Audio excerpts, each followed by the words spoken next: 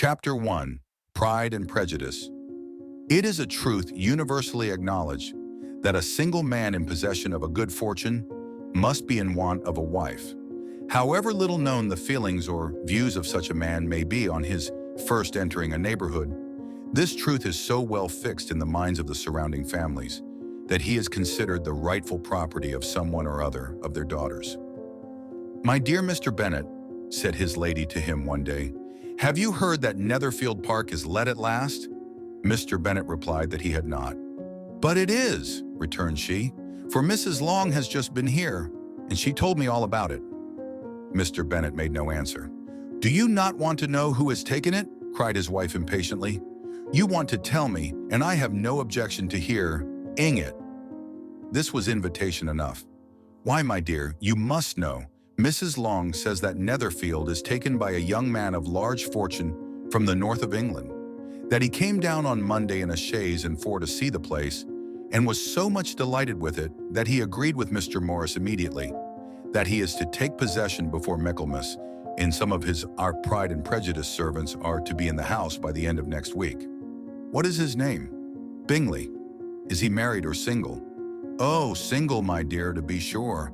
A single man of large fortune, 4,000 or 5,000 a year. What a fine thing for our girls." "How so? How can it affect them?" "My dear Mr. Bennet," replied his wife, "how can you be so tiresome? You must know that I am thinking of his marrying one of them." "Is that his design in settling here?" "Design? Nonsense! How can you talk so? But it is very likely that he may fall in love with one of them, and therefore you must visit him as soon as he comes." "I see no occasion for that. You and the girls may go, or you may send them by themselves, which perhaps will be still better, for as you are as handsome as any of them, Mr. Bingley may like you the best of the party." "My dear, you flatter me. I certainly have had my share of beauty, but I do not pretend to be anything extraordinary now. When a woman has 5 grown-up daughters, she ought to give over thinking of her own beauty. In such cases, a woman has not often much beauty to think of. But, my dear, you must indeed go and see Mr. Bingley when he comes into the neighborhood. It is more than I engage for, I assure you. But consider your daughters. Only think what an establishment it would be for one of them. Sir William and Lady Lucas are determined to go, merely on that account, for in general, you know, they visit no newcomers. Indeed, you must go, for it will be impossible for you to visit him if you do not. You are over-scrupulous, surely. I dare say Mr. Bingley will be very glad to see you, and I will send a few lines by you to assure him of my hearty consent to his marrying whichever he chooses of the girls, though I must throw in a good word for my little Lizzie. I desire you will do no such thing.